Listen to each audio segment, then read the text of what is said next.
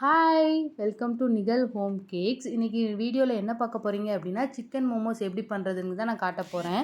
அதுக்கு வந்து 1½ கப்பு மைதா மாவு, தேவையான சால்ட்டு, கொஞ்சம் ஆயில் சேர்த்து தண்ணி ஊற்றி நல்லா பிசைஞ்சு எடுத்துக்கோங்க. சப்பாத்தி பூரிக்கெலாம் பிசைவோம்ல, அந்த மாதிரி சாஃப்டாக நல்லா பிசைஞ்சு எடுத்து வச்சுக்கலாம். இதை எடுத்து வச்சுட்டு ஓரமாக எடுத்து வச்சுட்டு இதுக்கு தேவையான ஸ்டஃபிங் எப்படி பண்ணுறது அப்படிங்கிறத காட்டுறேன். இதுக்கு வந்து நான் chicken, onion, chilli, ginger and garlic இது எல்லாத்தையுமே வந்து ரொம்ப பொடிசாக கட் பண்ணி வச்சுருந்தேன். மல்லி இலை இது கூட சேர்த்துக்கலாம், மல்லி இலை. இது எல்லாத்தையுமே குட்டி குட்டியாக நல்லா கட் பண்ணி எடுத்து வச்சுக்கிறேன்.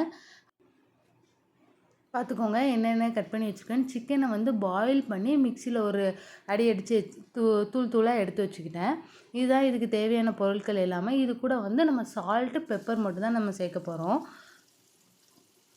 இதை எல்லாத்தையுமே ஒரு கடாயில் எண்ணெய் சேர்த்து எல்லாத்தையும் வதக்கி எடுத்துக்கலாம். ஃபஸ்ட்டு ஜிஞ்சர் கார்லிக்கை போட்டுக்கலாம்.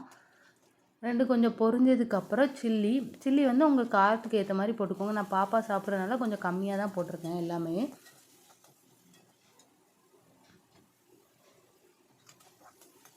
போட்டு நல்லா பொரிஞ்சதுக்கப்புறம் சிக்கன், ஆனியன் இது எல்லாத்தையுமே ஒவ்வொன்றா வரிசையாக ஆட் பண்ணிக்கோங்க. ஆட் பண்ணி கொஞ்சம் வதங்கினதுக்கப்புறம் பெப்பரும் சால்ட்டும் சேர்த்துக்கோங்க. சோயா சாஸ் இருந்ததுன்னா நீங்கள் சேர்த்துக்கோங்க. நான் அதெல்லாம் சேர்க்கலை.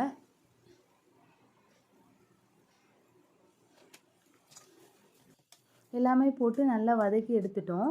இதை அப்படியே ஓரமாக எடுத்து வச்சுட்டு அந்த மோமோஸ்குள்ளே ஷீட்டை நம்ம எப்படி பண்ணலாம் அப்படின்னு பார்க்கலாம்.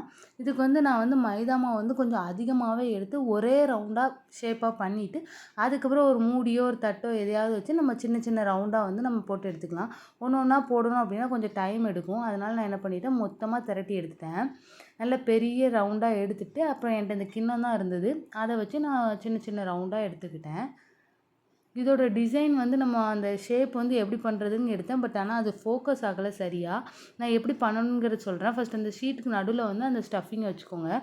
வச்சுட்டு இந்த நம்ம சாரீலாம் ப்ளீட் பண்ணுவோம்ல, அப்படி ப்ளீட் எடுக்கிற மாதிரியே அப்படியே ஒன்று போல் கொஞ்சம் கொஞ்சமாக எடுத்துக்கோங்க. எடுத்துகிட்டு அப்படியே ஒன்று போல் சேர்த்து வச்சு இப்படி கொஞ்சம் அமுக்கி விட்ருணும். மோமோஸ்லாம் நம்ம சோமாஸ்லாம் பண்ணுவாங்கள்ல, எப்படி அமுக்கி விடுவோம்ல, அந்த மாதிரி பண்ணிங்கன்னா ஷேப் கிடச்சிரும். அப்படி வரல அப்படின்னாலே நம்ம கொலக்கட்டை பண்ணுவோம்ல, அந்த மாதிரி கூட பண்ணிக்கலாம். நமக்கு என்ன ஷேப் வருதோ அதுதான் மோமோஸ், அப்படி தானே.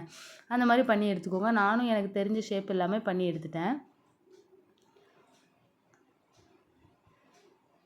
இதை அப்படியே நம்ம இட்லி சட்டியில் இட்லி வேக வைப்போம்ல, அந்த மாதிரி இதை வந்து வேக வச்சு எடுத்துட்டோம்னா சூப்பரான மோமோஸ் ரெடி ஆயிரும்.